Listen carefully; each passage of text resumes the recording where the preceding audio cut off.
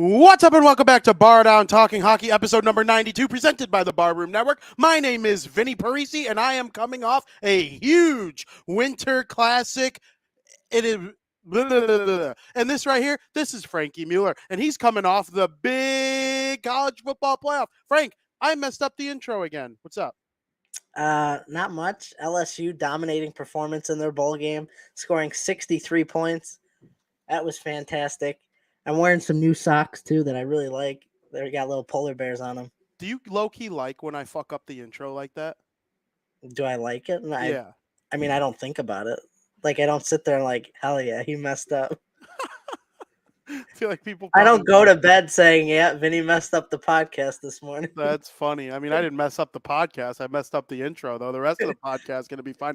I had to rush back here to be here on time. So I'm kind of like all flustered up. I was getting my notes ready to go. And I wanted to say, and I'm coming off a huge Winter Classic Bruins victory. And this right here, and I messed up. It's all right. It happens. This is live TV. It happens. It's live. People who record their podcasts early, they can go back and edit that stuff. So it happens to literally everyone. Skylar, happy New Year to you. Happy New Year, sir. Yeah, I mean, we got plenty of takes coming up. Another year of bad takes from Frankie. Awesome takes from me. Takes.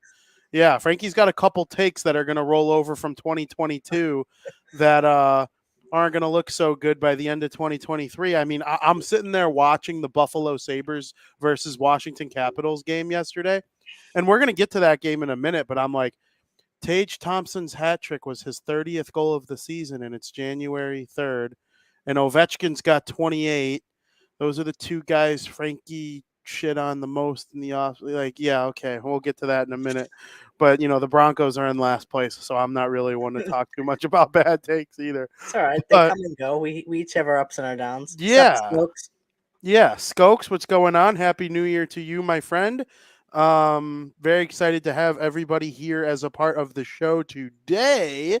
The thing I wanted to lead off with, though, even before we get into period number one, I did not write this down. Frankie does not know this is coming, but I want to start the show by saying some nice things about Damar Hamlin.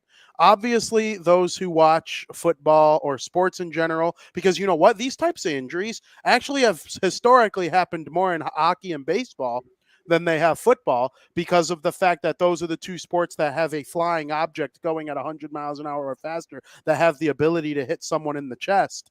It's a very kind of rare football injury, having a cardiac event in the middle of the game. And Damar Hamlin, he made a pretty solid tackle on T. Higgins, who's, I would say T. Higgins is one of the top 20 wide receivers in the NFL at this point in time. He's a very good player.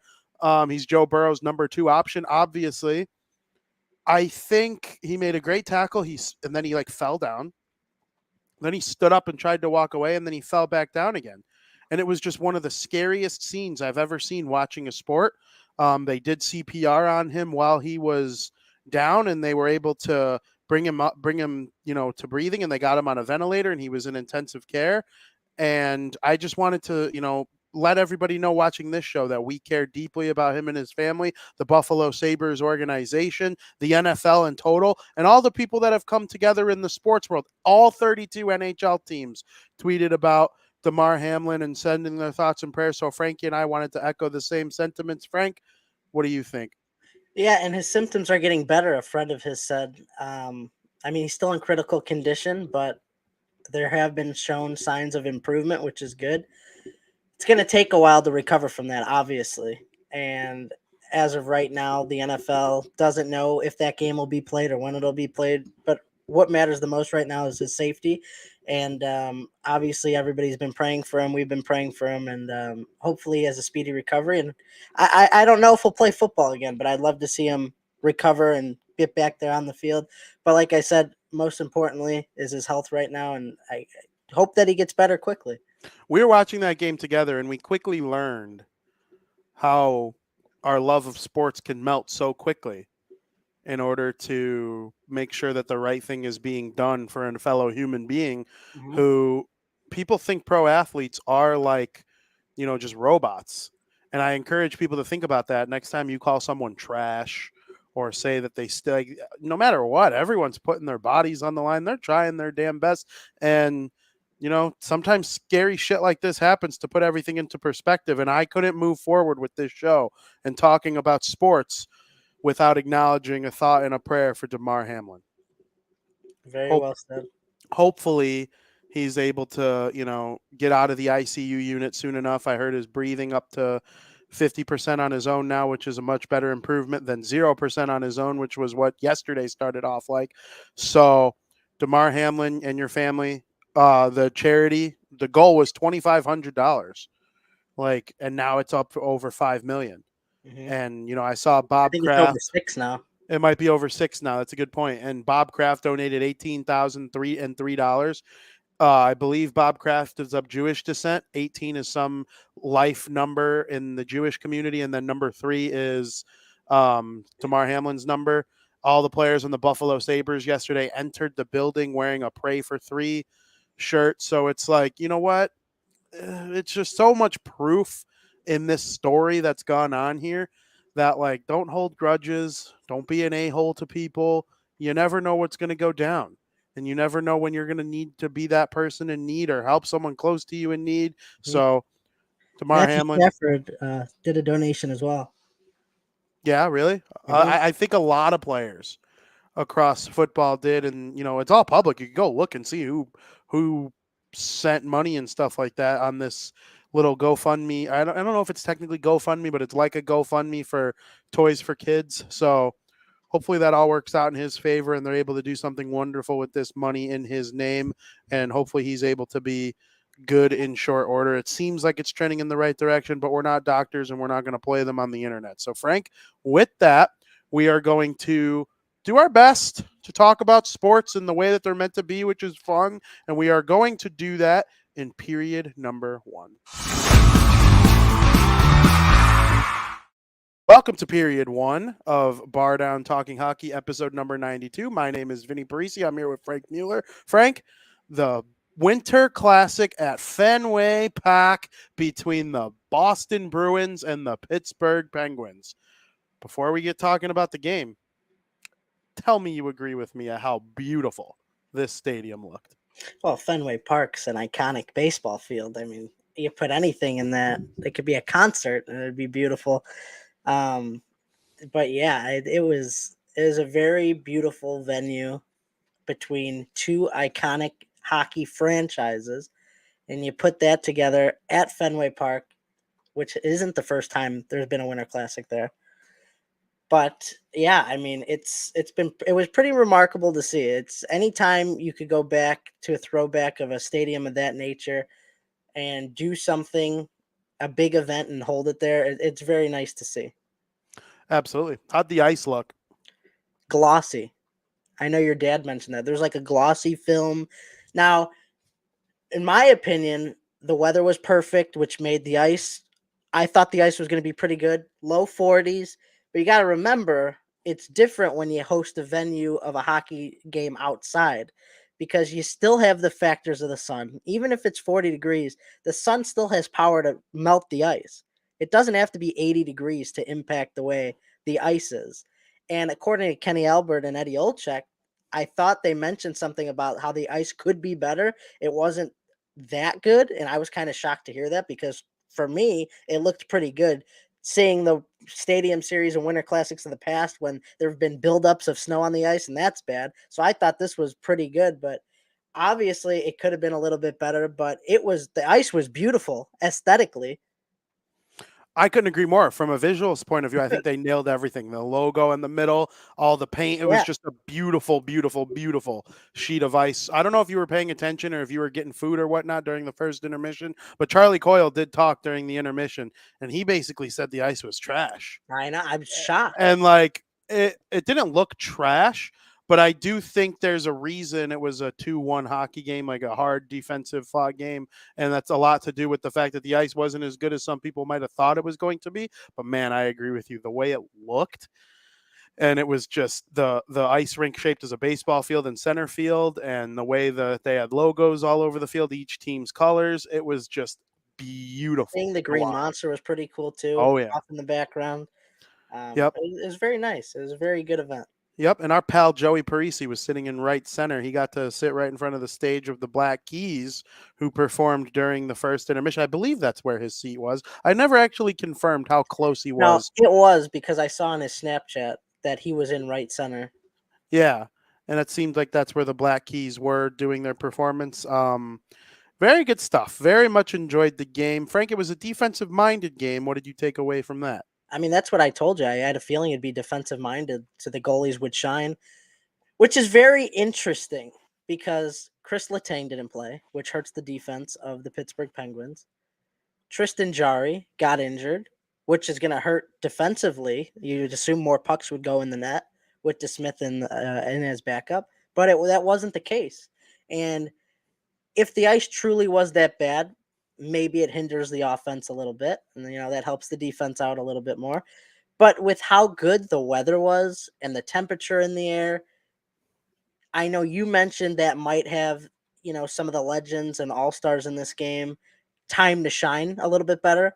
But I kind of thought of it from a different perspective, and I thought that would help the goaltenders out a little bit. They'd be able to move nice. They wouldn't have to worry about snow in their face, stuff like that. They also don't move around the ice as much as other players do. So I think the better conditions help the goalies a little bit. And I predicted 3-2. Score was 2-1 Boston. Very good defensive games and very good defensive game. And it's kind of what I expect going into it. Absolutely. Listen, both teams, Pittsburgh Penguins hockey is hard on the forecheck, rolling four lines. Crosby doesn't have much more ice time than like their fourth liners. Mm-hmm. And that's just how the Penguins win games. And they've been doing it for years. Mike Sullivan sticks to his, plan of attack with each and every game. And then the Bruins are the Bruins. Their top line for all these years has had Bergeron on it, who has known to be probably the best two-way forward of his generation. And it's just looking back on it, it's like, of course that's how this game went. I mean, we've seen the Pittsburgh Penguins and Boston Bruins have some barn burners too, make no mistake about it. But here in the Winter Classic, when everyone was at the top of their focus, it was like, wow, this game is awesome. And then you were talking about how the offense was kind of slow when we were like halfway through the third period, and all of the sudden things started to take over. But before we get into the actual outcome of the game, there were some legends playing in this game. You got Patrice Bergeron. You got Sidney Crosby, Evgeny Malkin. All three of those guys are locks to be in the Hall of Fame. Other guys might be as well. Marchand's got a little work to do if he wants to make it to the Hall of Fame, but I still think he has a chance to. Christopher Letang will probably be a Hall of Famer, but he's not in this game. So, like, the three locks for the Hall of Fame are the three I mentioned. It kind of seemed like all three of them being kind of in their advanced years a little bit, not like they're going to retire next year or anything like that, but they got more behind them than in front of them.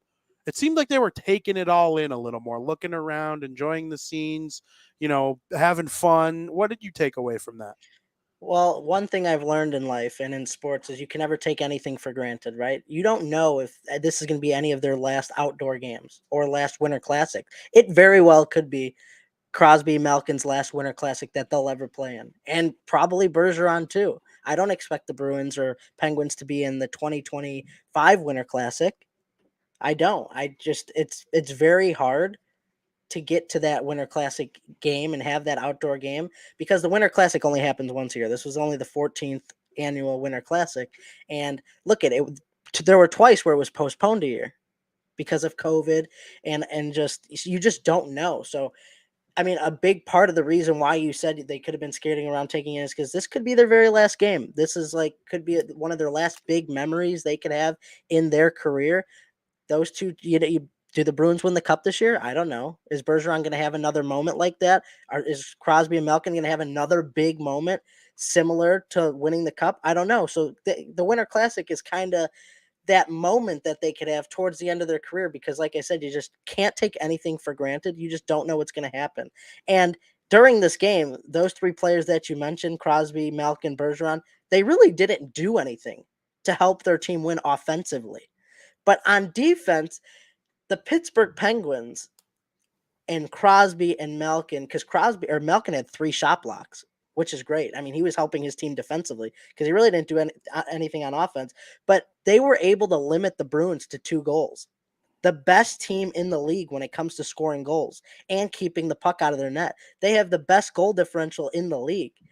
So while they didn't do anything on offense, they were helping on defense and keeping the puck out of the net, which you don't see on the score sheet. And a lot of people don't talk about that. But limiting the Bruins to 2 goals is a big thing. That's a big win for the Pittsburgh Penguins. Yeah, I agree. Crosby had one play in the first period where he set up, I want to say it was Gensel, and he like dropped it for him in a way.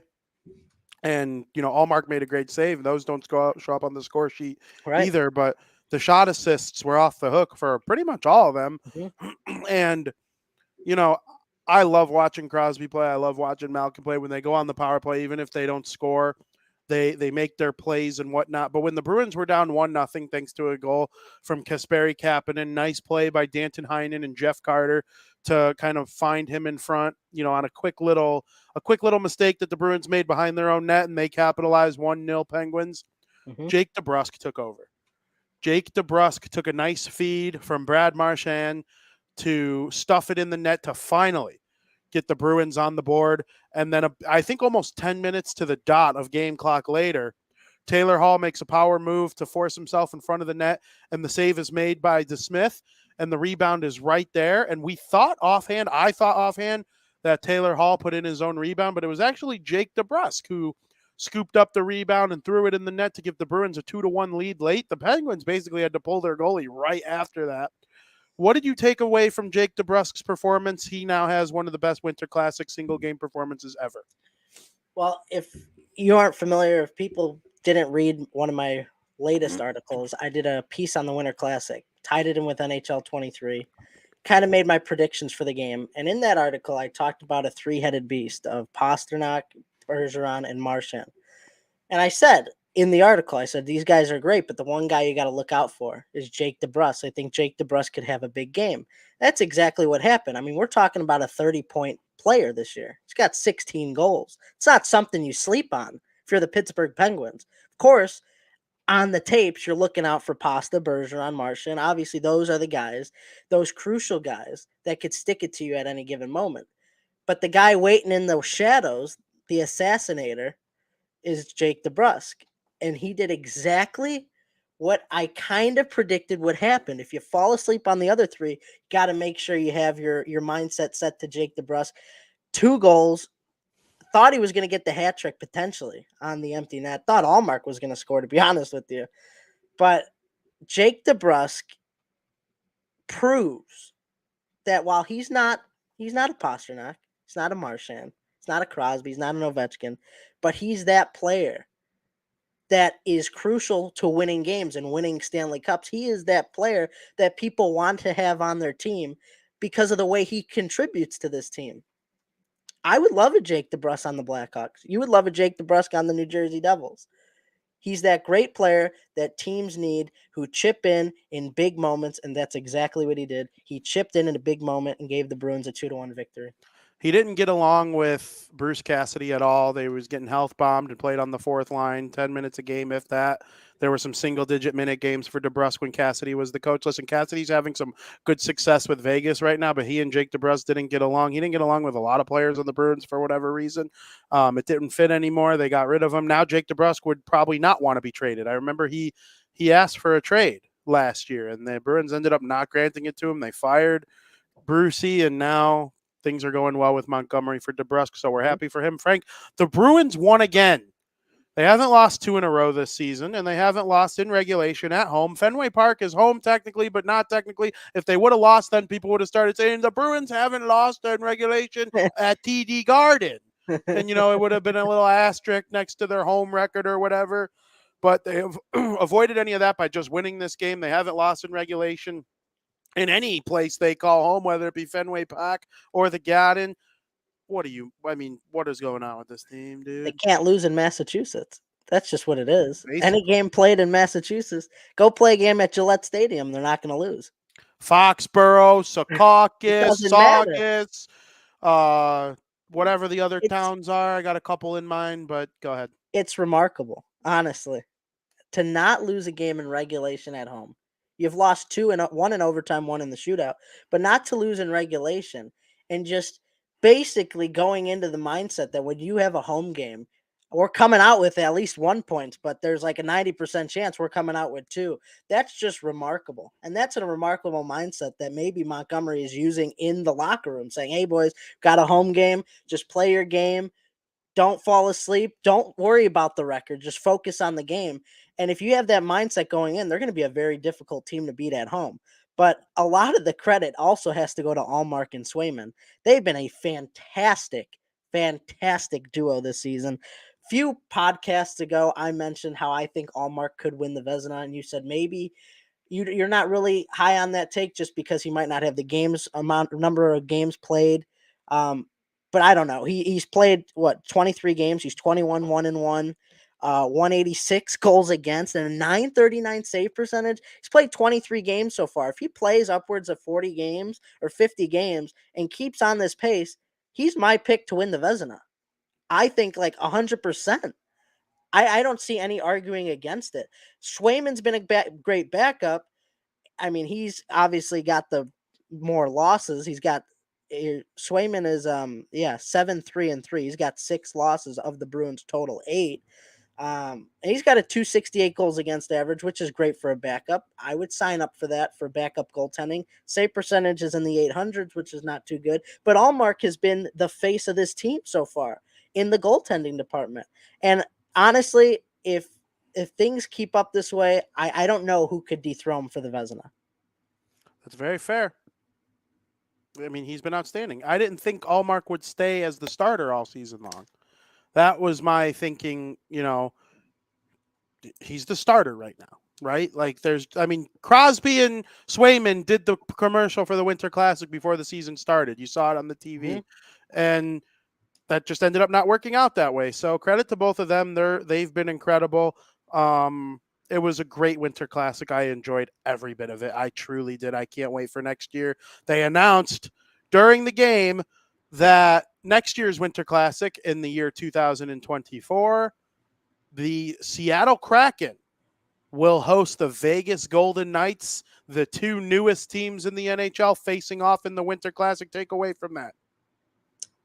I'm excited. I'm very excited. It's at T-Mobile Park where the Mariners play. It's going to be a good. This concept is very unique. I think to have the two most recent franchises playing the Winter Classic. It'll be the 15th annual Winter Classic, and I don't think there's really a better way to celebrate a landmark, or not landmark, but that anniversary type of year, that 15th anniversary, by doing something special like this. So I'm excited. Yeah, it's going to be a great celebration of the league and how far it's come along in the last 15 years. In the last 15 years, we've sustained having a Winter Classic every year except for COVID and the lockout. Hockey's grown more in the last 15 years than it did in the 30 before it.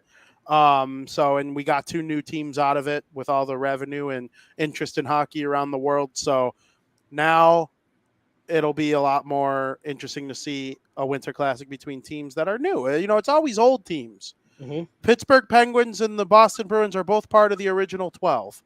Okay, last year was the Wild and the Blues. Okay, the Wild are on the newer side, but really Minnesota had the North Stars. It's Minnesota and St. Louis, both part of the original 12 cities to get a NHL team. So, even every year, the only one that comes close is Nashville and Dallas, but Nashville's on the newer side, but Dallas was the North Stars, so they're still on the old side, and it's just Nashville and Dallas, who are like some of the big cities in the country. Seattle, Vegas is like, those are new to hockey all around for the most part, and I'm just so excited to see what comes from that. It should be electric factory. But Frank, back to the Bruins and the Penguins. Where does each team go from here? Well, the Bruins got ultimately a 3-game California road trip that I think they're going to breeze by with ease. And then the second half of the season, they're gonna stay on track. They're gonna win the President's Trophy, I think. Um, Carolina close second, but I don't really see them going on a heater where they could make up 6 points against the Bruins the way the Bruins are playing. But I think the Bruins are going to cruise through this California road trip with ease, and then ultimately solidify themselves as the top team in the NHL. As for the Pittsburgh Penguins, they got a little bit of a different difficult schedule kind of coming up. I mean, they go to their next game is in Vegas, which is going to be tough for them. Then they play Arizona and home against Vancouver. The problem with this, though, and I'm kind of seeing my preseason prediction come true a little bit, is I'm going to predict the Pittsburgh Penguins are going to miss the playoffs this year. I didn't know if they were going to make the playoffs going into it. Then they got on a little bit of a heater. I'm like, oh, okay, maybe we're going to be wrong. But as we stand right now, I believe the Pittsburgh Penguins are not in a wild card spot. I believe they're 2 points out. And I just, with the injuries that are going on, I don't know what's going on with Jari, when Letang will be back. I think that if they get too far in a hole at this point in the season, because they're already out of the playoffs, I think it's just going to be too hard to climb out of. And because I kind of predicted that I don't know if they'd make the playoffs preseason, I'm going to stick with that and say they're going to miss the postseason this year. Does Buffalo have a better chance to make it than the Penguins?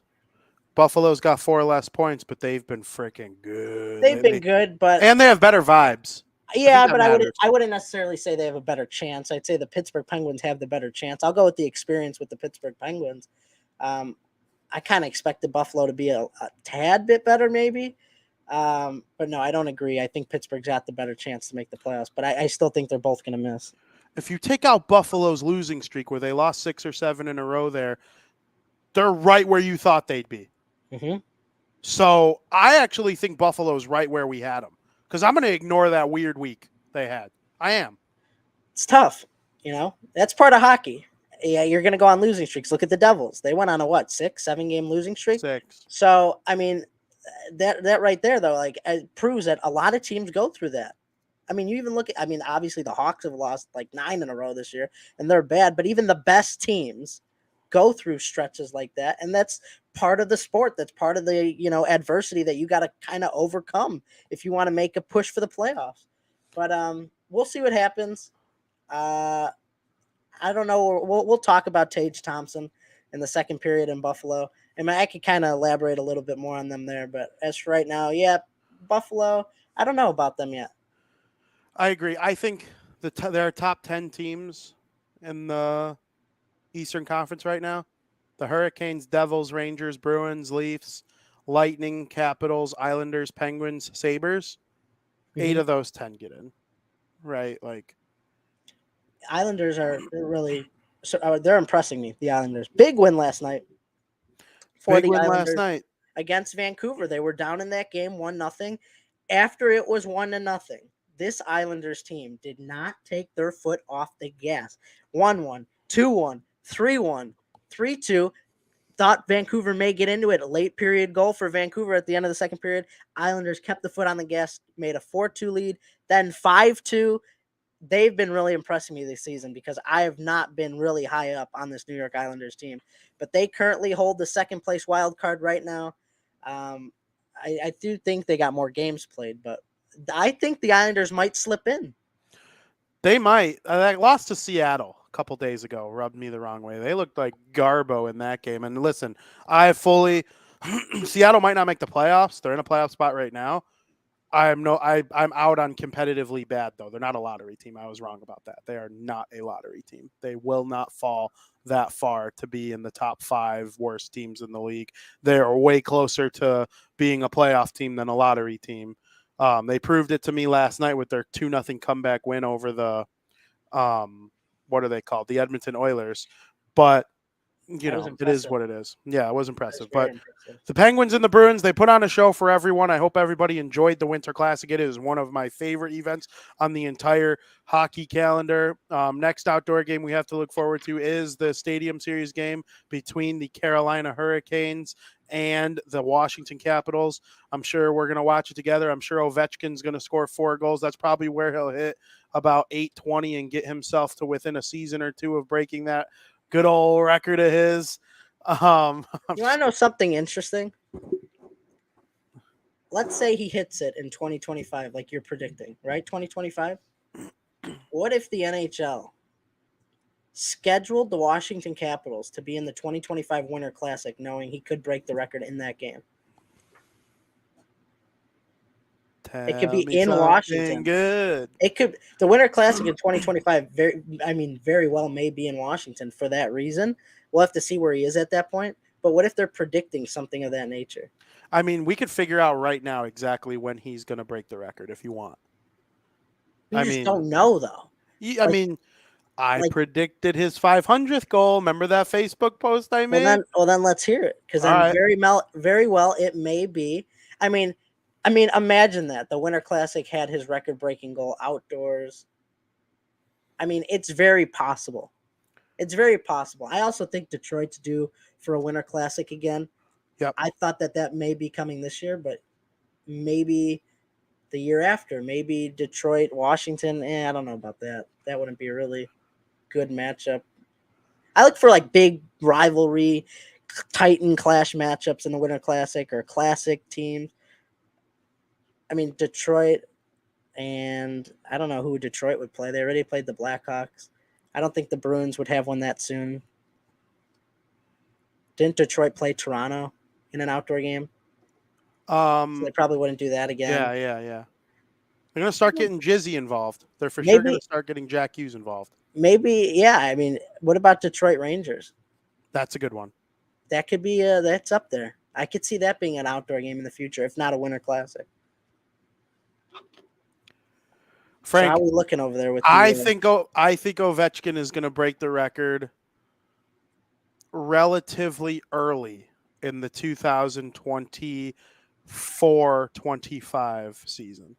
Which would be on track for the Winter Classic of that year, unless you're talking about October early. I'm thinking like late November, like around Thanksgiving, Well, I'll say that like around my there birthday. there could be delays. There could be Which delays and there could be slight regression because I gave him 50 this year and 50 next year. so then And I know you think I'm on glue for that, but the Winter Classic then could potentially. yeah, I it think the absolutely NHL could. may keep that in mind too. You're absolutely right. We'll see. Wouldn't that be something? I hope he breaks it against the Devils personally, I mean, we'll see. because then there will be a 100% chance I'm watching the game. That is true. I mean, I feel like you're going to be watching the game regardless if it happens. Yes. When he's sitting on 893 and 894, obviously, I think breaking the record will be more must see than tying the record, but both will be must see. I kind of hope he ties it by like throwing in an empty netter, so then we could go into every game going forward. Like, fuck yeah, let's go OV, let's go OV. Oh, OV making Frankie cry. right. We'll see what happens there. But man, the Winter Classic, what a show. What a show. What a show. If you have never been to a Winter Classic or an outdoor game, I highly recommend it. It is, you might say to yourself every year, the Winter Classic is getting old. I don't need to tune into it. Then don't. It's for the people who go. Like, go to the game and you'll understand why they do it every year. Like, it's just when you're there at the Winter Classic, it honestly feels like you died and went to hockey heaven. And then you get shoved back down to the shithole we call Earth, once the game is over. So, go to the Winter Classic and you will never complain that it happens every year ever again. I gotta be. I can promise. I gotta be honest with you. It started off kind of boring. The game? Yeah, It was and I'm sure if you were there, it was a lot better than watching on TV. But watching on TV, it really didn't get started cooking until the start of the third, in my opinion. I mean, Fenway Park wasn't loud. I was expecting them to be buzzing. But when the Bruins got on the board for the first time, that's when they started buzzing. I'm like, wow, this crowd's back into it. And that's when the atmosphere really took a turn and the game started to get a lot better. But early on, the game was just kind of boring for me, to be honest with you. Yeah, that happens in hockey though. Yeah. That's Right. just the nature of hockey sometimes. If the goalies get in a duel, I love a 2-1 game, between two great goalies, but that wasn't even because of the goalies. I mean, both goalies played well yesterday, no doubt about that, but they weren't the reason it was 2-1. It was good defensive play and getting in lanes and shutting down the middle of the ice. That's boring from like Right. an optics point of view. So I understand what you're saying, but like, to people who say they should stop doing the Winter Classic every year, I'm like, dude, shut No, up. that's dumb. Go to the game and you will never say dumbass shit like that ever again. I promise you. I promise you. Frank, The Boston Bruins and the Pittsburgh Penguins aren't the only two teams in the National Hockey League, though. There are plenty of other things to talk about, and we will do so in period number 2. Welcome to period 2, Frank. We live in Chicago. It's a nice city. It's a nice city. It is a nice city. Got good food. Got 5-6 sports teams that are good, or that are fun when they are good. I guess I should say they all kind of stink right now. Chicago Blackhawks play hockey. They're the hockey team. They're the team that plays sticky puck. They play the sticky puck. I'm well aware. They suck.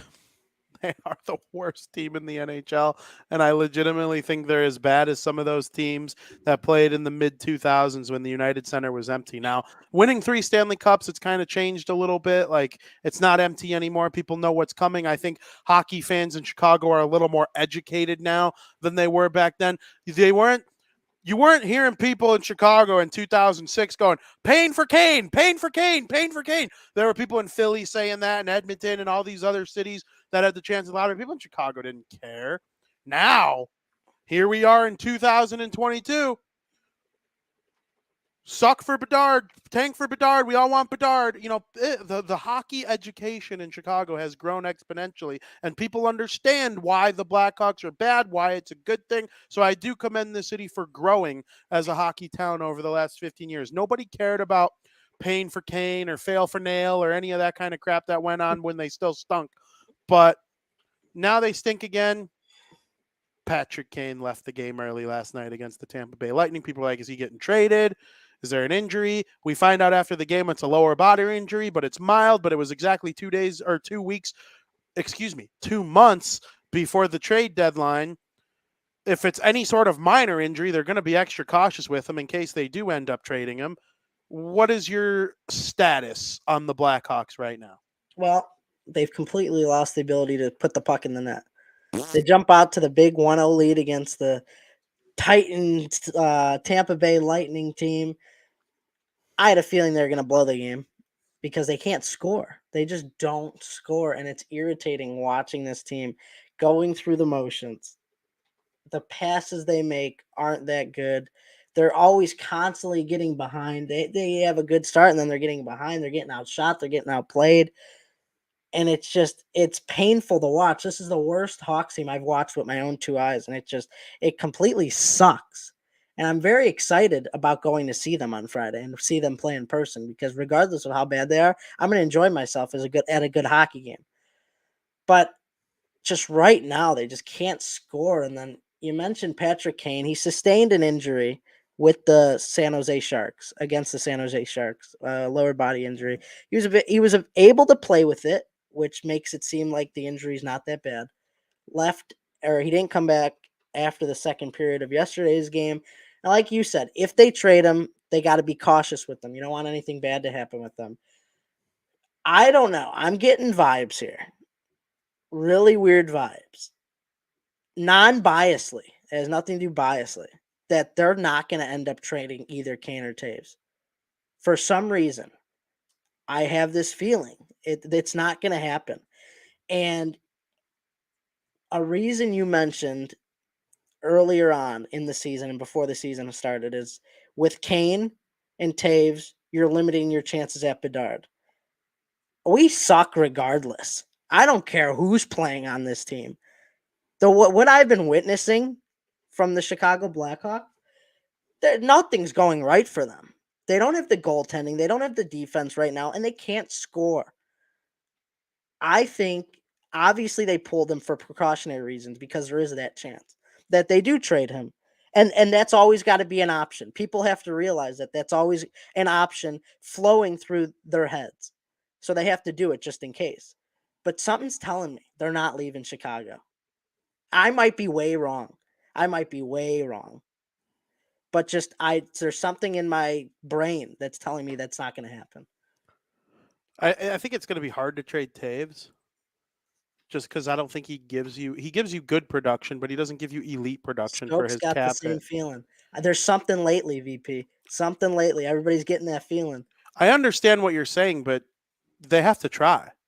I don't They think they're going to. they have to try. You have to get extra. If you want, it has nothing to do with tanking anymore. Yes, we know they could suck bad enough with them. That's fine. I get that. But if you can add an extra first or a second, But do or they like a need mid it? level prospect, if you could get Lafreniere, who's probably on the trade block now, and you could try and revive his career. Imagine if you put Lafreniere with Bedard. Maybe he doesn't suck anymore. Maybe he takes advantage of all that talent that he showed us when he was playing for the Rimouski Oceanic last year or 2 years ago. And, playing with Canada in the World Juniors. I think Bedard is that good. And you could try and re sign Patrick Kane in the offseason if you want to put him with Bedard. But you have to try and get assets. I'm sorry. I love Patrick Kane. I loved seeing him play for the Blackhawks. I'm hoping he's in the lineup on Sunday and for your sake Friday so we can both see him play for the Hawks one more time. But if you're the Rangers and you're like, we're barely in a playoff spot, we've kind of failed to meet expectations this year. We have Artemi Panarin. He has chemistry with Patrick Kane. We know how well Mika Zibanejad would play with Patrick Kane being a two-way kind of center. We'll give up Lafreniere, Kravtsov, and a first for Patrick Kane. The Hawks got to be like licking their chops for this kind of stuff. The Colorado Avalanche have been one of the most disappointing teams in the league so far, and they still have a chance to make the playoffs. If they're like, here, take Sam Girard or something for Patrick Kane, like in a second round pick, dude, you got to take that. You have to take that to avoid 3 months of Patrick Kane playing for the worst team in the league. Honestly, if you're right and they don't trade Patrick Kane and he leaves in free agency this summer to go to another team, I will be very upset with Kyle Davidson.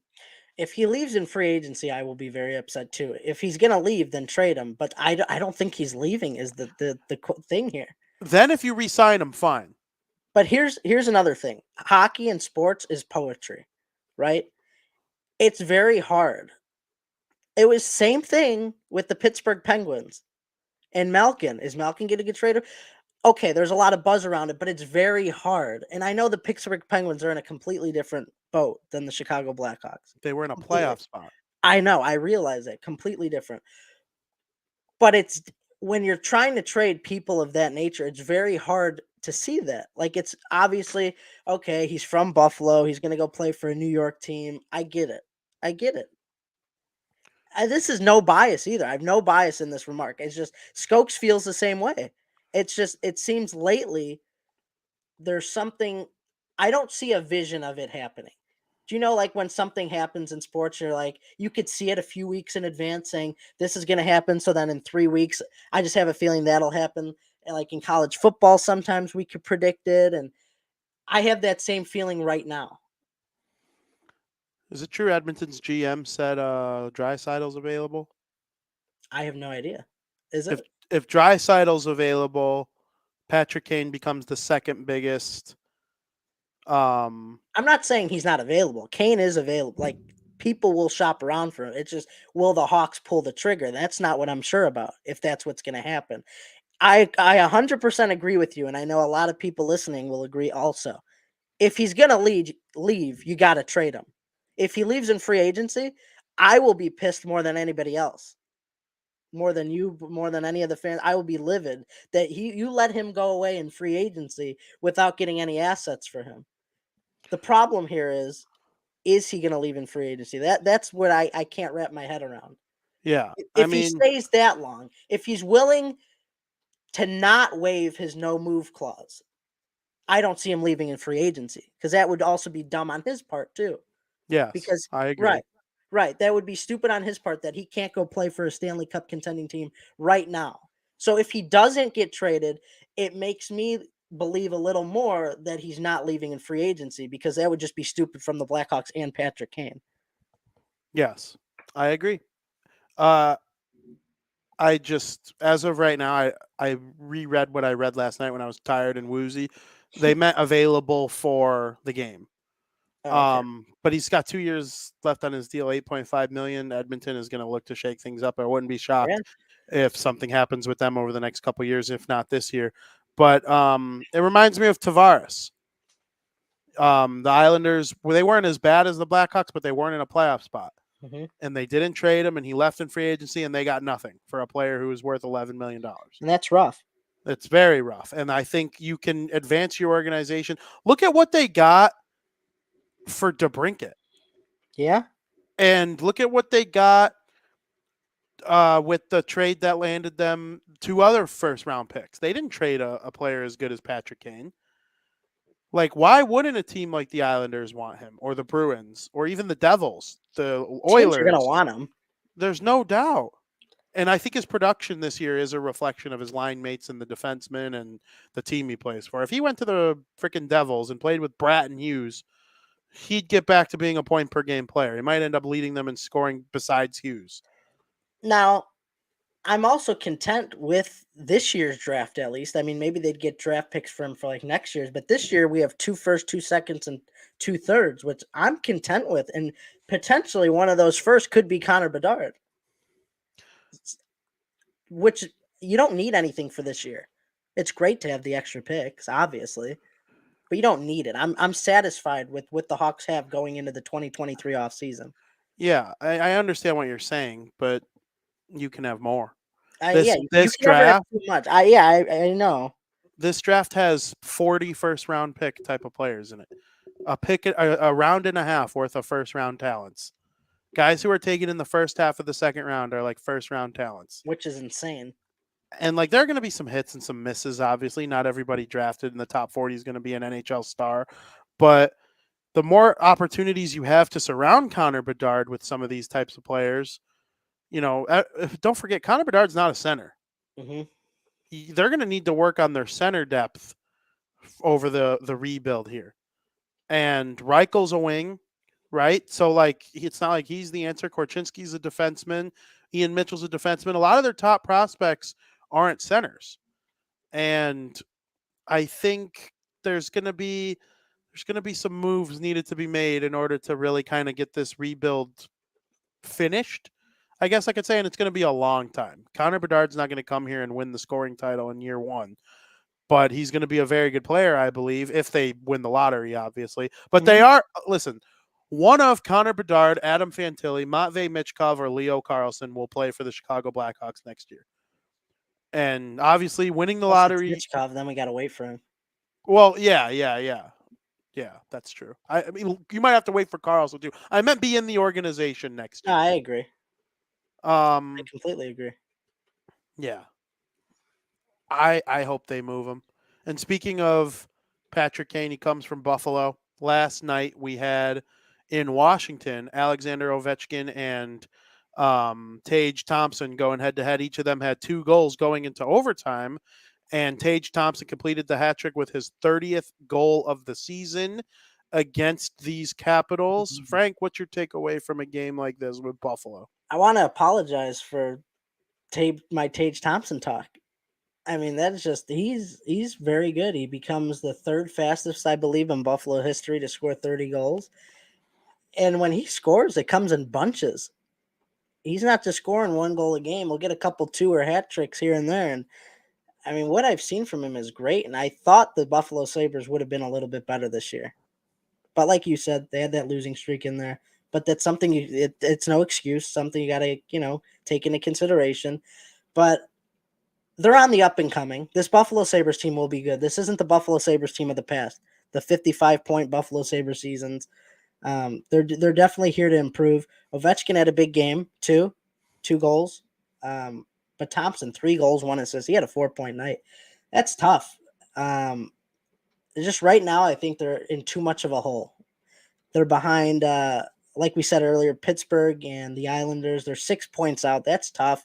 You're getting to the second half of the season right now. You got a little more than half the season left. That's a tough hole to come out of. I do think they're talented enough to do that. I just don't think this is their year. I think they got the players that they're building around. They got the right talent on the team, but it's going to take an extra year of development. And, in the next year or two, this is definitely going to be a Buffalo playoff team. Yes, I completely agree. Tom asked a question in the chat. How long ago was it that I said to watch out for Leo Carlson climbing up the ladder? Yeah, you said that a while ago. Yeah. And I remember I can't remember which defenseman I had at 4 before the World Junior started, but as I watch, what's going on in the SHL. He's a defenseman, right? No, he's a forward. Leo Carlson's a Leo defensive. Carlson's a forward. He scored 2 goals in Sweden's most recent win to advance them into the semifinals from the quarterfinals. And man, the kid's really good. I've been watching Sweden. Sweden has a Devils prospect and a Hawks prospect. Or no, Sweden doesn't have a Devils prospect. It's the Hawks prospect I'm thinking of. But I've been Yeah. watching Sweden. They're good. They're the only team on ESPN Plus every game. The other games you got to watch on NHL Network and whatnot. But Sweden really good. Leo Carlson's been one of their best players, and he's shown to be clutch. They needed him in this game to advance. He scored 2 goals. So yeah, Leo Carlson really good. Did you see the Sabres, the stats on Tage Thompson's 30th goal in relation to DeMar Hamlin? I know he was wearing a DeMar Hamlin 3 shirt, wasn't he? Yeah, every player was. Oh, yeah, I don't know the stats then. DeMar Hamlin wears number 3. Yesterday was January 3rd. Oh. Tage Thompson scored 3 goals. Tage Thompson's hat trick was his 3rd of the season. It was the 30th goal of the season for Tage Thompson. And the real icing on the cake stat. Don't tell me he scored with 3:33 or something. He scored at 3 minutes of the overtime period. 3:00. There were 2 minutes left in overtime when he scored of a 5-minute overtime period. It was at 3 minutes of the overtime period, his 3rd of the game. I got nothing.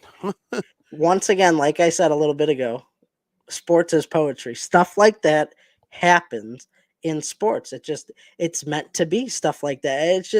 It's truly insane. And I think I saw something in relation to the stat line. I just didn't read it. I just went past it. It was in my feed or whatever.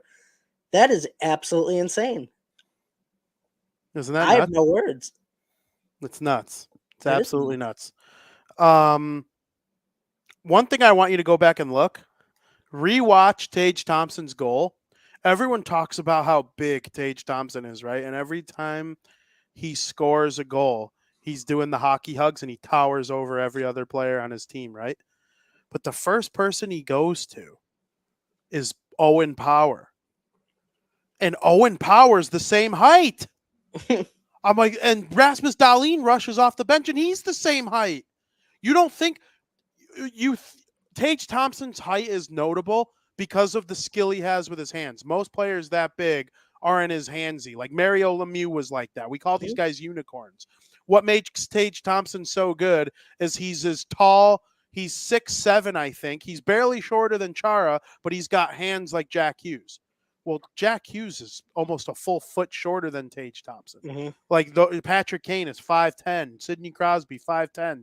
Like guys with hands like that aren't ever 6'6". And so that's what makes Tage Thompson such a unicorn. And I thought it was really cool. Like Owen Power, like this Buffalo Sabres team, they got a little bit of everything. They have a little bit of everything on that team. I think they're going to be so good. They are the best goal scoring team in the NHL. They're just not that great defensively yet. We'll see Owen Power and Dahlin and all They're these on the guys. coming. They're on the come up. They're up and coming. They will win a cup with this core. They'll compete for a cup with this core. I can't say that about every team who's good and young, right? Like you got the Devils, the Senators, the Red Wings, and then you got teams like the Bruins, the Penguins, the Capitals who still haven't given up their old guard yet. So like, it's hard to win the cup, but I like this Buffalo team. Frank, I touched on it already a little bit. The Oilers. They lose again. They blow another one. McDavid and Draisaitl. McDavid and Draisaitl are the NHL's 2 leading scorers, and that has kept the Oilers in playoff position. McDavid has almost a 20-point lead on second place Draisaitl for the scoring title. It's honestly wild. Would you ever envision the Oilers trading one of these two, if not both? Because Not either? right now. No, not right now. I mean, there's no reason to. They could get you to the playoffs. You're not winning with them, but they could still get you there. And when you're in there, it's really anybody's game. I just don't see why they would even consider trading him. Like, it wouldn't even be a thought in my mind if I was running the organization. At least not right now. I mean, these are players you could build around. I can't even believe we're having this conversation. It's a conversation on Twitter. I didn't pull it out of my asshole. I'm being dead serious. This is things people, like notable people, are That's talking nuts. about. That's nuts. Yeah. I mean, that happens sometimes. Like when something's not working for 10 straight years, like we're getting into McDavid's. I think this is McDavid's eighth year in the NHL, like Yeah, eighth because he got calendar year. drafted to the 2015 draft. Yeah. So So this like, would be the eighth calendar year. yeah. So we're getting up there for McDavid. He's closing in. He'll be at 1,000 points before he's 28. He's gonna have 2,000 points. I do believe that. So is Crosby. Um, but I don't know, man. I don't know. I'm not saying it's happening this year. I'm not saying it's Draisaitl has got 2 years left.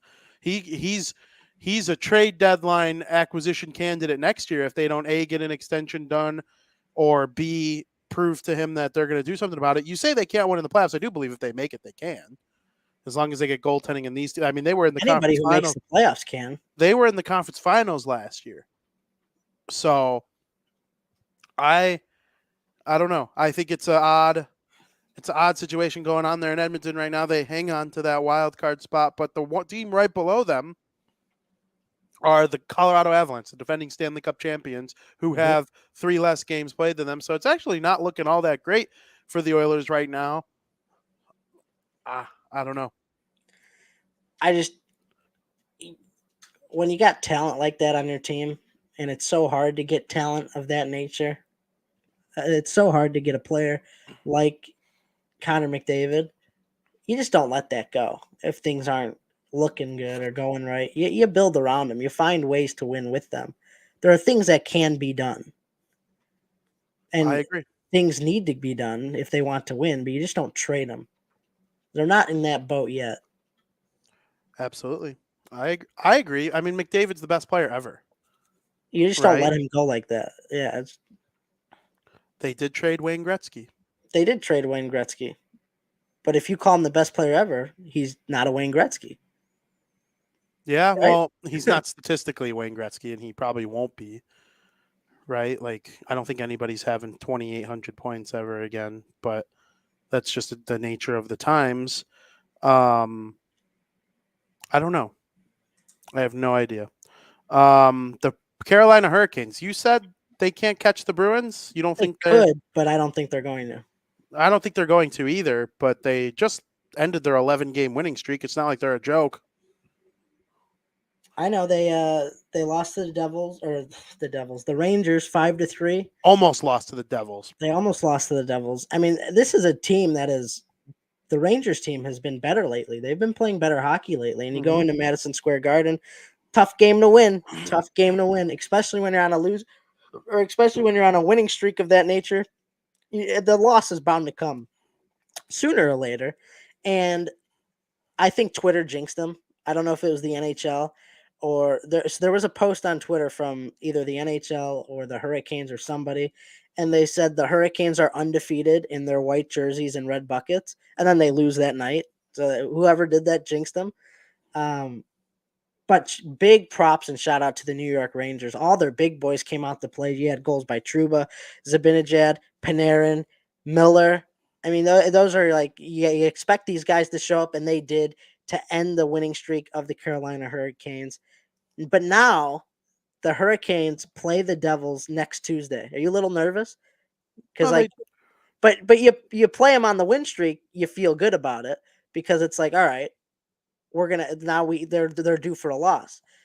But now, aren't they? They're kind of due for like a little bit better play. Does it make you worried that they got to play the Devils next week? Or how do you feel about I that? mean, when you go into a game like that, yeah, the Devils play the Red Wings tonight, the Blues tomorrow. I hope they win both of those. Then you got the Rangers on Saturday, and then the Hurricanes on Tuesday. It's like it's good teams and bad teams. You got to play them all. And the Devils have skated. They are 1-1-1 against the Hurricanes so far this season. So no, I'm not like worried. Like the Devils have been good. And the Devils are 2-1 against the Rangers. Like you're going to lose games to good teams. You're going to win games against good teams if you're a good team. So let's get through the Red Wings freaking tonight, though, on national TV. Jesus, let's It's go Devils. a big game. Should be a good game. It is. The Devils aren't on national TV very often, so seeing them play against Detroit in Detroit should be a lot of fun. I'm happy that their win streak is over. They did not pass the Devils' season high mark of 13 straight wins, which is something that's nice for me. That mark might stand the test of the season. You never know, though. Frank, Montreal slipping. They had a good start to the season. They got some good players, but now they are starting to become a team that could find themselves in the Connor Bedard sweepstakes. They are 15, 20, and 3. They have 33 points, but they have two more games played than Arizona, who's probably going to get a free win against the Hawks on Friday. Obviously, them and San Jose are right there in those teams above 30 that'll probably have anywhere from the third to sixth best chances of winning the lottery. And then you got like the big three at the bottom, the Blackhawks, the Ducks, and the Blue Jackets. But what do you make of Montreal's season so far? They've lost 9 of their last 10. That's bad. Um, I mean, I had them projected pretty bad this year. So the way they started out and they were performing really surprised me. And it's now they're coming back down to what I kind of expected that they would be like. Um, I got to be honest with you, Montembeau and Allen, they are terrible.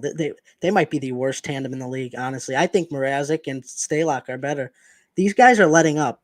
You look at the recent games. They're giving up 9 burgers and 7 burgers. Come on. Their That's goals against averages aren't as low as you'd think they are either. they're not, but they're giving up so many goals per game. They have the opposite problem as the Hawks. The Hawks can't score. The freaking Canadians can't keep the puck out of their net if it was the size of a beach ball. It is just it's really bad. And maybe like this is their way and like they weren't happy with Slavkovsky, so they're trying to tank for Bedard. But this is just it's pitiful from the Montreal Canadiens. It really is. Yeah, I completely agree. Slavkovsky's got 10 points, 4 goals and 6 assists. I do believe Slavkovsky he'll have a good career. I don't think, I mean, last year's draft was supposed to be Shane Wright and everybody else. Slavkovsky would probably go fifth if the draft were redone. I think Logan Cooley would probably go one. I think the Devils would still take Nemec. And then third would probably be freaking Korchinski or Shane Wright and then Korchinski. I honestly think like Korchinski's a little bit of a steal at 7, even though it's hard to call a 7th overall pick a steal, but you get what I'm saying. Hmm? Suzuki's got 32 points, having a good year. Caulfield, 31. Caulfield leads the team with 22 goals, which is top 10 in the NHL, and Suzuki's got 15. Kirby Dach leads the team with 18 assists, so he's not scoring the points, or he's not scoring the goals as often. He's only got, 5 goals, which Dach is going to be a playmaking second line center. There's nothing wrong with Absolutely. that. There's absolutely nothing wrong with that at all, especially when it's a third overall pick that the Chicago Blackhawks decided not to develop properly, and the Habs took him in, and he's a big part of their team now. I do think it's going to take a minute for this Habs team to develop. If Slavkovsky figures it out over the next couple years, they got a nice group of young players coming in. They could get a Bedard or a Carlson or a Fantilli, something like that, if they get a little bit lucky or continue to slide the rest of this season. Their next game is tomorrow against the New York Rangers and then the St. Louis Blues and Seattle Kraken following that. It'll be interesting to see how it all goes down to Montreal, but I did notice they were slipping down the standings a little bit and wanted to Mhm. slightly touch on it today. Frank, do you have something else to add to that? It's just it'd be remarkable if they won the draft lottery after winning it. They'd just be I'd be mad. Yeah. If a team were to have it fixed for them, it would be Arizona. But I don't really know if I believe in the lottery being fixed. I hope it's not fixed.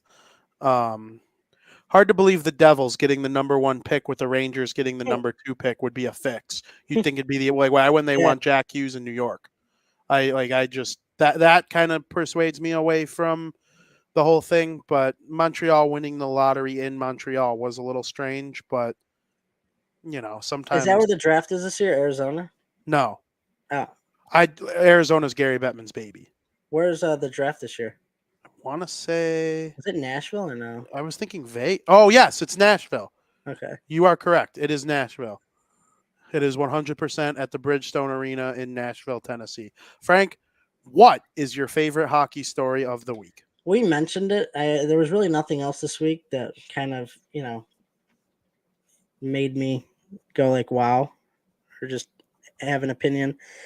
But my favorite hockey story this week is that the 2024 Winter Classic is going to be between Seattle and Vegas because I love both these franchises. It is happening at T-Mobile Park, where I want to visit one day. This is like a perfect opportunity. I want to go to this game.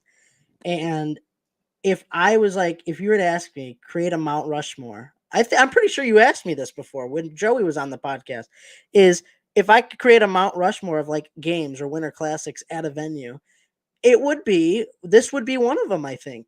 Vegas and Seattle at T-Mobile Park. I mean, come on. I mean, I'd love to see one in Vegas too, but how do you have a Winter Classic in Vegas? That's like near impossible. In Little Caesars parking lot. Yeah. They've done it. No, I'm not being funny. A Winter Classic in Vegas. Yeah. They've done it before? Not a Winter Classic, but an outdoor hockey game. Well, they did Lake Tahoe. Lake Tahoe, yeah. But I'm talking an outdoor game that people can attend. Little Caesars. Or not. Caesars Palace. I was gonna Sorry. say you're confused. Caesars Palace. I don't remember this. You wouldn't.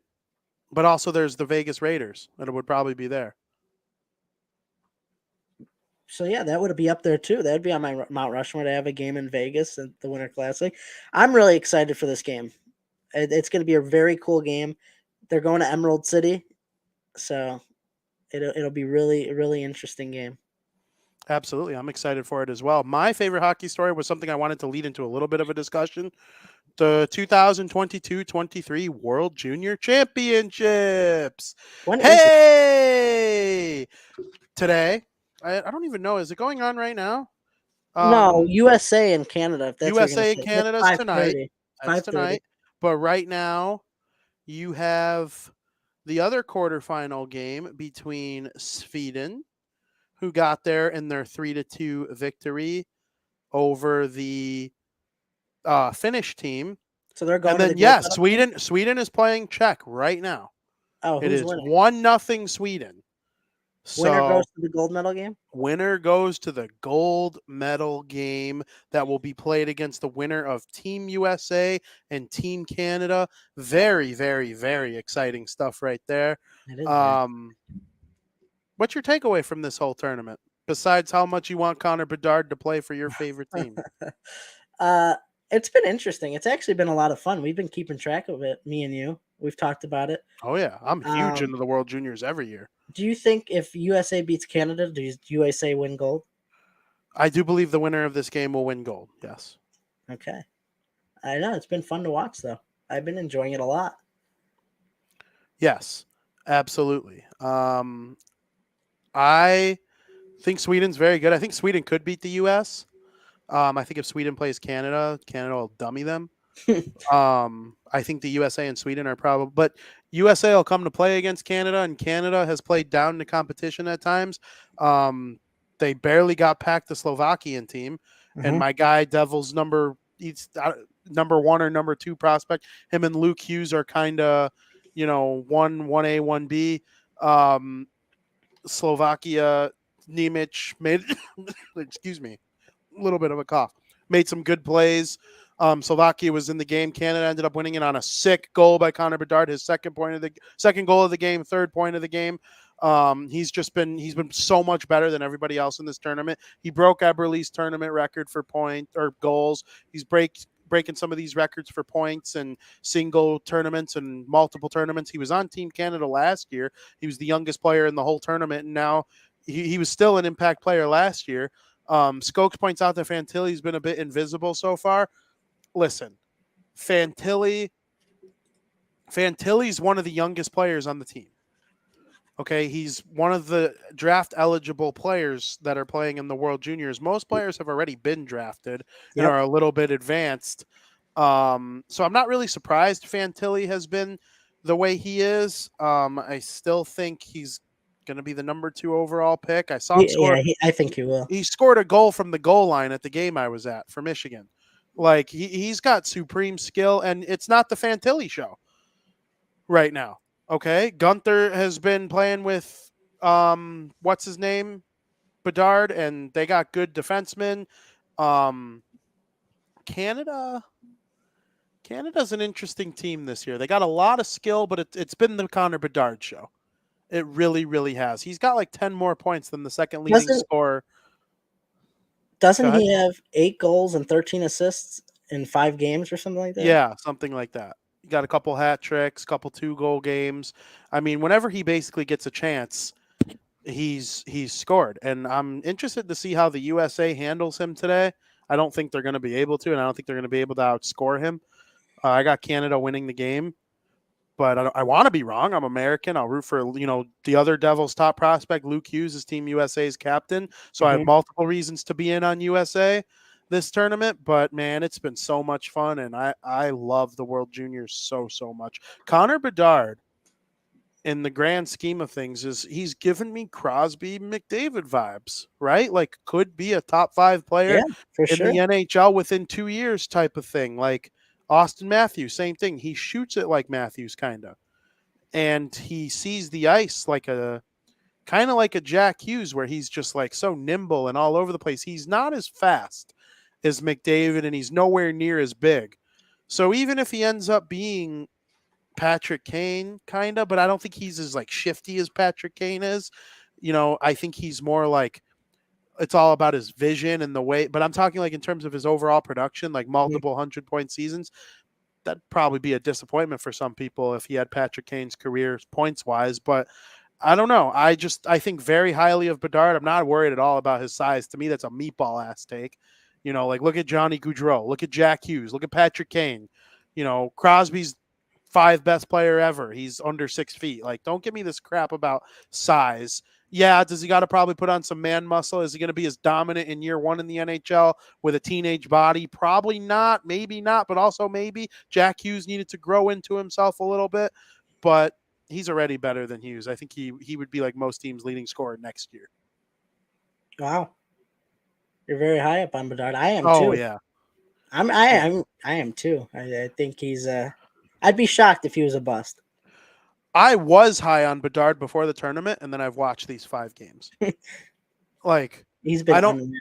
I haven't watched many Regina Pats games I've watched 1 or 2 in my life, but Connor Bedard was because they play them on the NHL Network every now and then. I've pretty much seen all the big junior teams play at least 1 game. I think the Pats were in the Memorial Cup 1 year I watched, but not since Bedard has been on their team. So this was my first real chance to watch him from the beginning to end of a game, and he's even better than I thought.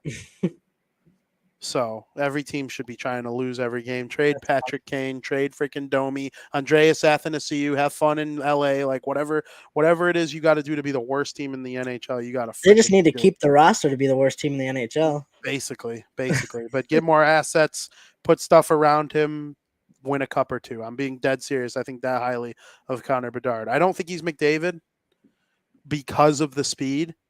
Like McDavid is everything Connor Bedard is, but he's a little bit bigger. He's a center and he's way faster.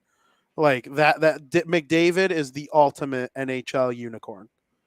That's the difference for me. That's But he could be like the second best player, third best player, like Matthews, Ovechkin, Crosby, Hughes, Kachuk, all these guys who are elite. He's going to be right there in short order. So especially if he's drafted by some of these teams that don't really have, like the Blackhawks still do have Patrick Kane. I don't think they will next year.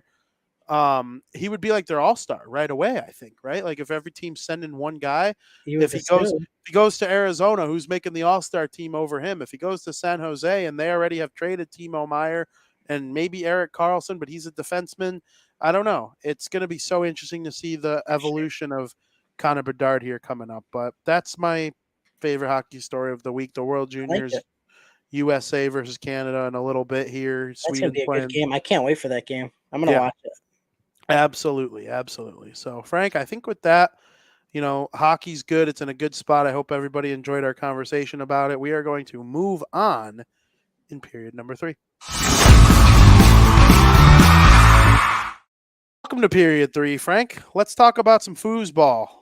Okay. We already gave our little soliloquy on DeMar Hamlin. We hope everything goes according to plan with him and he's able to get out and recovered and whatnot. So, football is irrelevant compared to that, but it is going to go on. They are going to have week 18 They flexed a couple games in a certain situation. So I want to know how you think things are going to shake out in certain situations. We'll start with the Lions and the Packers. It has been flexed to Sunday Night Football As on it should. NBC. That's a good Sunday night game. And here's the thing. I think it's going to be a good game. I think the Packers are going to come out victorious. However, I'm pretty sure if the Seahawks win, the Lions can't get in, which makes them not want to try as hard unless they really just want to screw Green Bay, Yeah, which which that they could would. be, which they could. I do think the Packers are going to come out in a big game. They've been hot. They were 4-8 and they haven't lost since. They are hot right now. I think they're going to dismantle this Lions team. I really do. I really do. I think they're going to get in the postseason. It's going to be another season of Aaron Rodgers getting to the postseason, and then when you're in, you don't know. So I think the Packers are going to come out victorious in that game. Packers are dangerous. The Packers are freaking dangerous. If they went to the Super Bowl, I wouldn't be surprised. I'd be a little surprised. If they beat Brock Purdy, Kirk Cousins, like Tom, We'll if see. Gardner Minshew, Jalen Hurts will probably play. He's going to play. So like the Eagles are the threat, obviously. 49ers Like are if a they threat. go, the Even 49ers are with a Brock threat. Purdy, I think they're a threat. I no, you know how high I am on San Francisco. I think they're going to go to the Super Bowl from the NFC. I do, but if Green Bay gets in and somehow got revenge on San Francisco He in the knows how to postseason, win. who? Aaron Rodgers. I He just know. knows. He finds ways to win. He just knows how to win. I know. And now Christian Watson's a star. They're getting some better production from Dylan and the other running back. I'm drawing a blank. Jones. No, Jones, Aaron Jones. Yeah, but Aaron Jones. Dylan's been pretty good. Dylan's been really good. They're like one of the best combos in the Okay. NFL. I'm kind of leaning that Dylan may be better. I don't It's know. arguable. I mean, I would argue maybe. they're both so good. Neither of them can be I your know. fantasy number one because they're both so good. Yeah, If you would one never got, both have them on the same team. yeah. So Yeah. like, I'd be wary to draft either of them going forward, just because they're taking It's carries tough. away from each other. It's kind of the same as Pollard and Elliott on Dallas. Yes, yes, Very similar. yes. Pollard's good, and when Pollard's Pollard's healthy, they use him more than Elliott. Yes, because he's But- better. But when Pollard's injured and can't play, Elliott he has the load. He knows what to do. But yeah, I Yeah. agree. Pollard is better. I hope the Seahawks lose so that the winner of this game is in. It would make it more interesting. Who are the Seahawks playing this week? The Seahawks are playing. Can't Do you remember. know offhand? Now, I got it right here. Hold on. I forgot to look at scores before I do the standings portion. The Seahawks are playing the Rams, who stink. They might win, but you never know. You really If they win, they're not in though, right? The Packers have the tiebreaker. I don't know how the Seahawks get in. I thought they were still in the hunt. I could be wrong though. Well, the Seahawks hold the final wild card spot, but the Lions, and the Packers are all 8-8. So that must mean the Packers would probably have the tiebreaker, which is probably division record if they lose or if they win. And then they'll have the head-to-head over the Lions. Yeah. So if the Seahawks lose, it's a play-in. If the Seahawks win, then the Seahawks need the Lions to win for them to get into the playoffs. So. And the Lions need to win and have the Seahawks lose. Yes. Which Go is Rams. That would be interesting. It would make it better. It would make it better football. A good way to end Week 18, Sunday Night Football, winning you're in. Got similar vibes to last year. Absolutely. And it's the way it's going down in the AFC is kind of similar with the final wild cards. So the Titans can only make the playoffs as the division winner, but the Jaguars can lose and still make it. But how did they get in? I believe the Jaguars will make it if the Patriots lose, no matter what. Wow. Who are the Pats playing? The Patriots are playing. Patriots are playing the Buffalo Bills. I don't know if the that's I think the Bills would win that game because they're gonna Normally. try. Yeah, they have to. I think the Jags might be set. The What do you Jaguars might be in then because if they are in, if the Patriots lose, I think the Patriots are going to lose. Oh, I think that's how it's going. Otherwise, why wouldn't Patriots have just clinched if that wasn't the case? Because they don't have the star next to their name or the X. They probably have to win to be in though. Yeah. Because if they're both 8 and 9, I bet Jacksonville has the tiebreaker. Hmm. Yeah. I bet that's the case. I hope the Jaguars beat the Titans. That's going to be a good game. I think they will. I hope. I do I too. hope.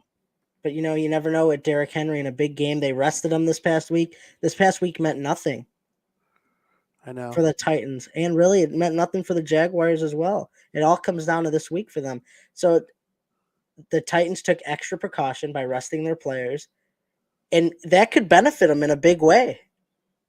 It sure can. And we'll see if it happens. We'll see what happens with that. The Jaguars didn't rush Trevor Lawrence. So advantage them. They got a second bye week. Yeah. We'll see how it works out for them, though. I hope the Jaguars pull it through. I'm going to say and go ahead and predict that they will, but we'll see what happens on Sunday. Couldn't Is agree there a more. Monday night game? There's no Monday night game. It's just all Sunday, right? I believe so. I think that's it. Yeah, all Sunday. Yeah, and Saturday. Well, yeah, the triple. Oh, no, two games. 2 games, 3:30 and 7:15. We'll probably be watching that 7:15 game together for sure. I will. Yeah, we will be together Saturday. So we touched on the Titans versus the Jaguars. I believe the Jaguars will win as well, hopefully. Then you got the 1 seeds. The AFC 1 seed's a little hard to talk about because the game that Damar Hamlin went down had huge implications for it. Obviously irrelevant when it comes to human life, but how do you see this whole thing shaking out? I think the Chiefs will have the number 1 seed because if they beat the Raiders, they have the number 1 seed. I'm pretty sure it Yeah. wouldn't matter the outcome of the Buffalo Bengals game. It wouldn't matter the outcome of the Bengals Patriots game. I'm pretty sure as long as the Chiefs win, they have the number 1 seed. And it's very hard for me to see a world where Mahomes doesn't come out and play his best football in a must-win game for the number 1 seed against the Derek Carless Raiders team. Sure, the kid looked great last week. Almost won the game for the Raiders. But against a good 49ers defense and team. But I think he's due for some really big regression here. And I think the Chiefs are going to come out big. They're going to come out swinging, and they're going to take the number 1 seed in the AFC. I agree. Um, I I just think Mahomes, if they win it, and then we'll see how they end up scoring the Bengals versus Bills game that was canceled. Probably just take winning percentage if the Chiefs win for who Probably. has the 2nd seed and the 3rd seed. I mean, they But also could just give each team a tie. yeah, that's true. Which is And then pretty it's the same thing, you same winning percentage. But yeah, exactly. We'll see how they end up scoring that. It's going to be interesting. But Frank, over the weekend on Saturday, we had 2 instant classics for the college football playoff. Obviously, Michigan had a very close. They were down big to TCU, but then they made it a they game. made it interesting. Yeah, Skylar said if that's the case, NFL is definitely hoping for that so they can scrap the record of the Bengals Bills game. Yeah, I agree. Michigan tried to make it a game late. It became a game that they had a chance to win, but they ultimately didn't. And then a couple hours later, Ohio State University played against Georgia, and Georgia was down. They made a comeback. They got a lead, and then with the chance to kick a game-winning field goal, Ohio State blew it. No, Georgia. I thought Georgia, they made it, right? yeah. Georgia took the lead off a late field goal. There was a missed field goal that was important somewhere, though. I don't remember. I just I remember they thought O- kicked the. I I mean, thought maybe. Ohio State missed a big field goal to win the game. Well, I I know was they got the I ball. was at a wedding. I was at a wedding, and then I watched highlights after and lost my mind over how awesome it is. Those were good games. I'm a Yeah, little no, they were surprised outstanding. that Michigan lost, to be honest. Yeah, me Skyler says too. it's the best semifinals we've had so far. I agree. It was. It was very intriguing. And I told you I had a feeling if there was a team that could beat Georgia, it was Ohio State, and Ohio State pushed them to their brink. Yep, But now I think Georgia wins by at least 2 scores against TCU. I agree. I think they're going to blow the brakes off TCU. TCU is not playing a defense like Georgia, who've only given up 12.8 points per game. Their offense is better than Michigan. They're just in for a rude awakening, I think. I agree. We both agree. I hope it's at least somewhat compelling at halftime, right? Like, Georgia's gonna win the chip for the Back second to year in a back, row. Yep. back to back. After not winning one when they probably should have a couple years ago, and they chose Jake Fromm over Justin Fields. That was a mistake. Has any team won it back to back? Alabama. I don't. Yeah, I'm sure. I don't remember. Yeah, Alabama's got a couple back to backs. I think a Clemson back to back is in Has there anybody too. won 3 in a row? That I don't think so. All time, I think yes. 3 in a row? All time, yeah. All time. They haven't been doing it that long. College football playoff? Oh, yeah, no, for sure not. That's what I mean. Has anybody won 3 The in a college row? football playoff's not even 10 years old. Well, that's what I'm saying. Has anybody won Yeah, no, 3 in a row? no, for sure not. So it'll be interesting to see. I don't know Stetson Bennett's status. Is he a senior? Is he coming He's back next year to Georgia? he's like a super senior. Oh, so maybe they won't be that good. Stetson Bennett is older than Ronald Acuna Jr. Is he really? Yeah, Did he get the extra year because of COVID? I don't know exactly what his status has to do with, but yeah, he's like a But he super didn't duper declare senior. for the draft. He's probably not going to get drafted. He's not really. I don't know. He might. He's not like Bryce Young or CJ Bryce Stroud or Young is anything like that. talented. Yeah, I don't know if an NFL team is going to bring him in. I'm sure he'll get an invite to camp. That'll be interesting. I didn't know that. Yeah. So, I'm excited about it. It's going to be I hope it's a good game. At least it'll be fun to watch. There's no doubt about it. Whenever there's a situation where like all the sports fans in the world are watching the same game, I Yeah. think that's always like super duper fun. So, And that's what'll happen. And we're gonna watch it together, right? we sure are. I thought of a hack to get timeout wings delivered here. Let's hear it. I'm going to have them delivered to your house ahead of time, and then you're going to bring them. I would. You would. The door would be locked if you refused. That's funny. That is funny. So, Frank, that's football. We got a huge week of football ahead. Very excited for this weekend. And now I think it's time to tell the people how you're going to use football and hockey and everything in between to give them a little lesson on some gambling in this weekend's favorite podcast segment of the week, Breaking Bets.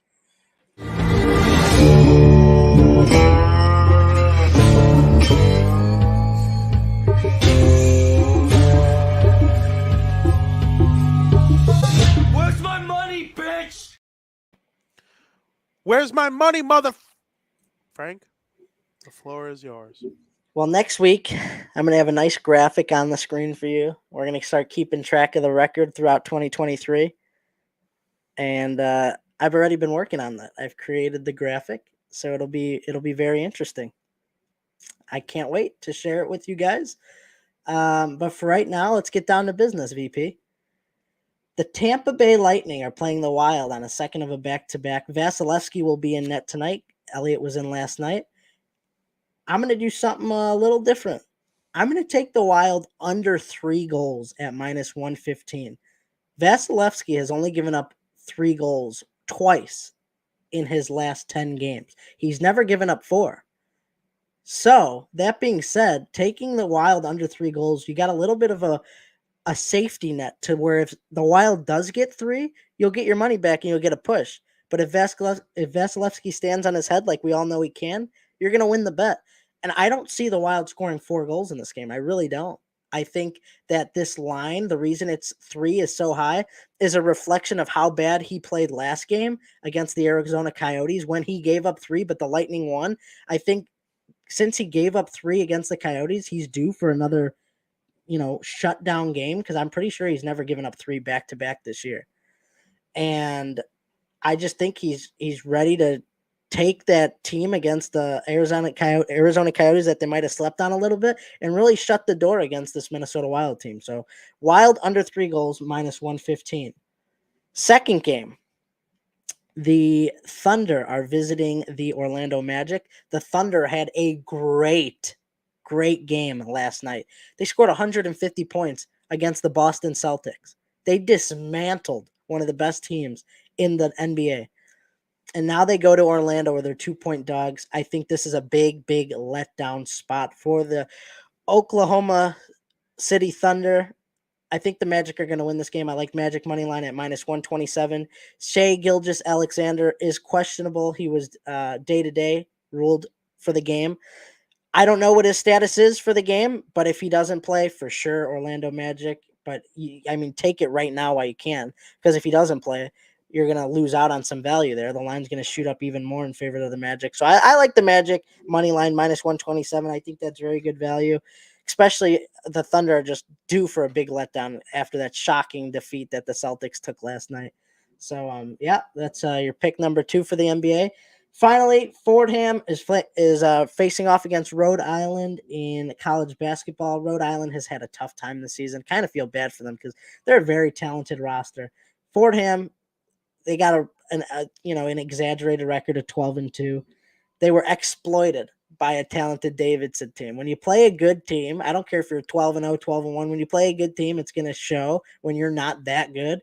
And Davidson beat them by like 14. And I think, the same is in store for Rhode Island. Rhode Island's a very light favorite. They're minus 136. I think this roster for Rhode Island is very talented. They just had unlucky with the schedule makers. I like Rhode Island, money line, minus 136. So those are my 3 picks for you. Hopefully we can kick off 2023 with a bang, and we'll have an update next week as to how we did.